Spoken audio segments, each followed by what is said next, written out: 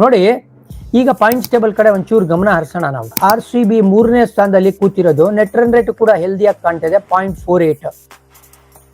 ಏನಪ್ಪಾ ನೆಕ್ಸ್ಟ್ ಮ್ಯಾಚ್ಗಳು ನೀವು ಅಬ್ಸರ್ವ್ ಮಾಡ್ತಾ ಇದ್ರೆ, ನೆಕ್ಸ್ಟ್ ನಮ್ಗೆ ಇನ್ನ 5 ಮ್ಯಾಚ್ ಬಾಕಿ ಇದೆ. 5 ಮ್ಯಾಚ್ ಅಲ್ಲಿ ನಾವು ಭಾನುವಾರ ಆಡ್ತಾ ಇದ್ದೀವಿ DC-ನ. ನೀವು ಅಬ್ಸರ್ವ್ ಮಾಡಿ, DC ಒಬ್ರೇನೆ ನಮಗಿಂತ ಮೇಲ್ಗಡೆ ಇರುವಂತ ಟೀಮು. ಇನ್ ಮಿಕ್ಕಿದ್ದು CSK, LSG, SRH, KKR ಎಲ್ಲ ಕೆಳಗಡೆ ಇರುವಂತ ಟೀಮ್ಗಳು. ಹಾಗಾಗಿ ಪಾತ್ ಈಸಿ ಆಯ್ತಾ RCBಗೆ ಗೋಯಿಂಗ್ ಫಾರ್ವರ್ಡ್ ಅಂತ ಕೇಳಿದ್ರೆ ಒಳ್ಳೆ ಸೈನ್ಸ್ ಅಂತೂ ಇದೆಯಪ್ಪ. ಯಾಕಂದ್ರೆ ನಾವು ಟಾಪ್ ಟೀಮ್ಸ್ ಗುಜರಾತ್ ಟೈಟನ್ಸ್ ನ ಮೀಟ್ ಮಾಡ್ತಾ ಇಲ್ಲ, ಪಂಜಾಬ್ ನ ಮೀಟ್ ಮಾಡ್ತಾ ಇಲ್ಲ, ಮುಂಬೈ ಇಂಡಿಯನ್ಸ್ ನ ಮೀಟ್ ಮಾಡ್ತಾ ಇಲ್ಲ. ನಾವು ಮೀಟ್ ಮಾಡ್ತಾ ಇರೋದೆಲ್ಲ LSG, KKR, ಅದಾದ್ಮೇಲೆ ಸನ್ರೈಸರ್ಸ್, CSK.